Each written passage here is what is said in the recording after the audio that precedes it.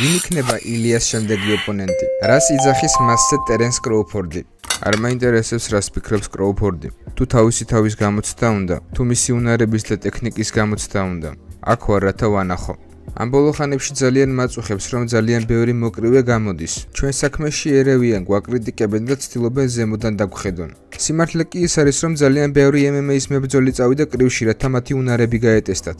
მაგრამ არ ვიცი არც ერთი მოკრივე, რომ გაეტესტა თავისი თავი MMA-ში. ყოველი შემთხვევისთვის, ვისაც რამე უნდა აქ ვარ. ეს უბრალოდ ვულკანოვსკია მაკედონიურ ქორწილში. ჩემი აზრით, ეს ვიდეო ერთხელ ყველას უნდა ჰქონდეს ნანახი.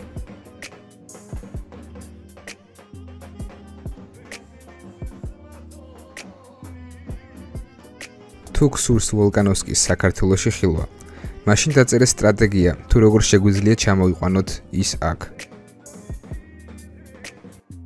დიდი სიურპრიზი გველოდება დენა ვაიტისგან. ის ამას ახლა გამოაცხადებს.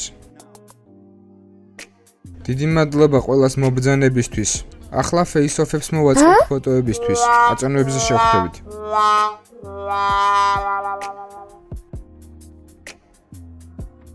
გამარჯობა ილია, მინდოდა მეკითხა. როდესაც შენს ტრაექტორიას უყურებთ, რასაც მე პირადად ძალიან ვაფასებ. როდესაც ვნახულობთ თუ როგორ ეძრები კონორ მაკგრეგორს, ზოგ-ზოგიერთ ასპექტში. როდესაც მის ბოლო ვიდეოებს უყურებთ, სადაც ის ირლანდიის პრეზიდენტად წარმოაჩენს თავს. მომავალში შენს გსურს საპრეზიდენტო ბრძოლაში ჩართვა? წინ პრეზიდენტი ილია გველოდება. სიმართლე ის არის, რომ ჩემი კარიერის ამ მომენტისთვის ამაზე არასოდეს მიფიქრია. არასოდეს მიფიქრია იმაზე, მინდა თუ არა რომ ვიყო პრეზიდენტი. მაგრამ თუ ხალხს ის დასჭირდება, რა თქმა უნდა. ეს ვიდეო ალექსანდრე თოფურიამ დადო, რომელშიც ის 22 ნოემბრის ბრძოლისთვის ემზადება. კომენტარებში დაწერე ფინიში, თუ გგონია რომ ალექსანდრე დროზე ადრე დაასრულებს ბრძოლას.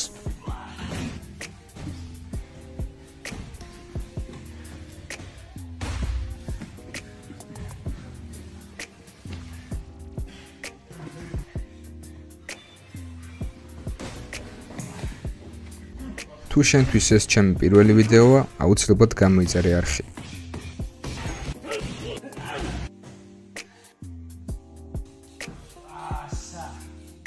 ამერიკა როგორც ქვეყანა, რომელიც უფრო და უფრო მეტ ნეხში ისვრება ყოველდღე. ნება მომეცით რაღაც გითხრათ 9:11-ზე. ეს მუსლიმებს არ ჩაუდენიათ. ეს ისრაელმა გააკეთა. იგივე ხალხმა, რომლებმაც გაუპატიურეს ბავშვები ეპშტეინის კუნძულზე. ჯოჯოხეთშიც წასულხართ. ისრაელი ვერ იტანს იესო ქრისტეს. მათ სძულთ იესო. ისრაელს როგორც ნაციას სძულს იესო ქრისტე. ისინი ჯდებიან განმარტებაში 2:9-3:9. სინაგოგას ეშმაკი. ისრაელი როგორც ნაცია არის სინაგოგის ეშმაკი. თქვენ კორუმპირებულო ბინძურო ნაბიჭრებო. თქვენ ჩაიდინეთ 9:11 და დააბრალეთ მუსლიმებს და გამოიცანით, მიყვარს მუსლიმები. ვერასოდეს გამაბითურებთ. მუსლიმებსაც უყვართ იესო. ერთადერთი ადამიანები, რომლებსაც ეზიზღებათ იესო არის სინაგოგის სატანები, ისრაელი. ეს რომ არ მეთქვამში შარავ იქნებოდი. და ჩარლი კირკისნაირი ადამიანები ტყუილად მოკვდებოდნენ. ყველაფერს არ დავეთანხმები, რასაც ის საუბრობდა, მაგრამ მიყვარს ის იმიტომ, რომ მას იესო უყვარს და ამბობდა იმას, რის თქმაც სურდა. მას სიტყვის თავისუფლების ჯეროდა და ამისთვის მოკვდა. მეც იგივეს გავაკეთებ. დამღალა უკვე ამ ნაციამ, ამ ტყუილებმაც დამღალა. ეს პედოფილი პოლიტიკოსები, ყველა თქვენგან შეუძლია დაიწვას ჯოჯოხეთის ალში, იმიტომ რომ ყველანი პედოფილები ხართ. ისრაელმა ყველანი გაგაჩუმათ. ჯოჯოხეთშიც წასულხართ. ეს ქვეყანა დაიწვება. თუ არ ავდგებით და უკან არ დავიბრუნებთ.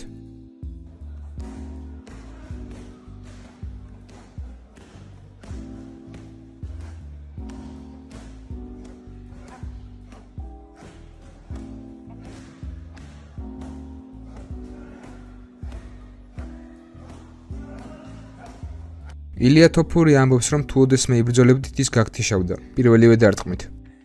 ეგ ბიჭი მთვრალია. ხომ იცი, MMA-ის მებრძოლი ბიჭები ბევრს სვამენ. ამიტომ ჩემი აზრით იმ დღეს ალკოჰოლის ზემოქმედების ქვეშ იყო. შენ თქვი რომ ჯონ ჯონსმა დაგირეკა და ბოდიში მოგიხადა? დიალოგი არ გქონია, კავშირზე გამოვიდა და მომწერა, რომ წუხდა იმის შესახებ თუ როგორც გამოვიდა ეს ყველაფერი. რომ სურს რომ თეთრ სახლში იბრძოლოს და რომ სერიოზულად არის განწყობილი ამის შესახებ. ამან შენი წარმოდგენა შეცვალა? არა. ანუ შანსი არ არის? მისი მადლობელი ვარ, რომ მომწერა. და ეს გააკეთა, მაგრამ მე მჭირდება ხალხი, რომელსაც შემიძლია დავეყრდნო და ვიცი ესენი ვინებიც არიან და ვიცი ისინიც ვინც სანდოები არ არიან. თეთრი სახლის ღონისძიება დადასტურებულია, შეგიძლია რამე ინფორმაცია მოგცე? ეს საქმე შესრულებულია. უფრო ივლისის 4 რიცხვისთვის ვგეგმავდით, მაგრამ ახლა ივნისში იქნება. დაახლოებით 5000 ადამიანამდე იქნება თეთრი სახლის სამხრეთით. ქუჩის შემდეგ კი პარკია, სადაც 85000 ადამიანი დაეტევა. დიდი ეკრანები გვექნება, სცენა. იმ კვირას ვაშინგტონ დის-ის დავიპყრობთ. საერთაშორისო საბრძოლო კვირასაც ჩავატარებთ. ექსპოც გვექნება. და კიდევ ბევრი რამ. არ მაინტერესებს თუნდაც ერთი ფანი იყოს იქ. თუნდაც ის ერთადერთი ფანი იყოს, რომელიც მოვა. არ მაინტერესებს რა მოხდება, თუნდაც ითოვოს. ღია ცის ქვეშ გავაკეთებთ. ეს ბრძოლა იქნება ყველაფრის მიუხედავად. ივლისში თოვლი, მოდი ვნახოთ რა იქნება იქ. მაგრამ გასაოცარი იქნება. იქამდე სანამ მებრძოლებთან კითხვებს დავიწყებდე, ილია, რამდენიმე კითხვა მაქვს შენთან. პირველი ეხება ბოლოს მომხდარ ამბებს, რომელიც უკვე გავრცელდა. შენი ძალისხმიერი ვარჯიშები, რომელსაც სოციალურ ქსელებში დებ.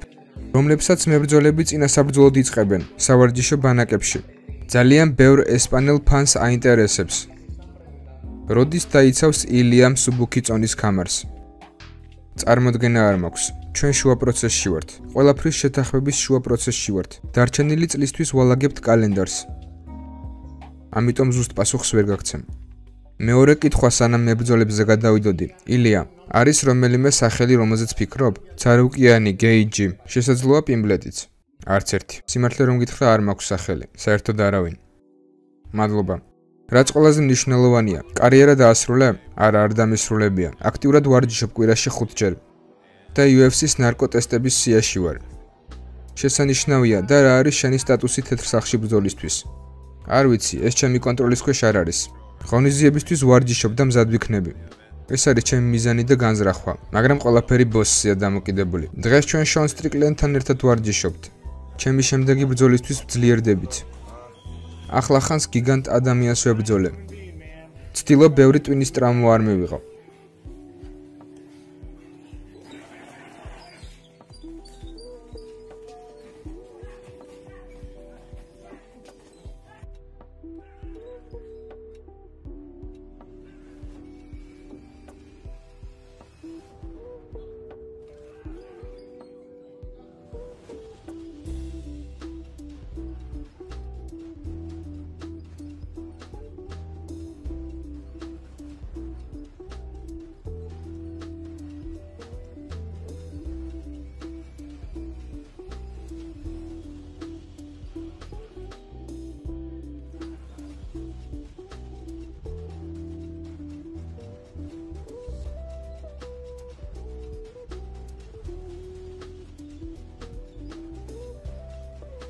ჩემი აზრით პირველი ბრძოლის გამო ეს ძალიან დიდი რემატჩი იქნება. პოლ ჰიუზის გამო ეს მარტივი გასეირნება არ იყო. ძმაო, შენ ძლიერი ხარ, ის ნამდვილი მეომარია და მზად უნდა იყო მისთვის. თუ არ დააფინიშებ, ის ყოველთვის წინ მოდის. ბრძოლამდე ვფიქრობდი, რომ პოლი ძლიერი ბიჭი იყო. დიდი მადლობა, პოლ, დიდი მადლობა. ჩემი აზრით ის ნამდვილი პრობლემაა. ჩემი აზრით ის ნამდვილი კონტენდერია და იმსახურებს რემატჩს. თუ მოგწონს ახალი ფორმატი, არ დაგავიწყდეს ვიდეოს და ლაიქება.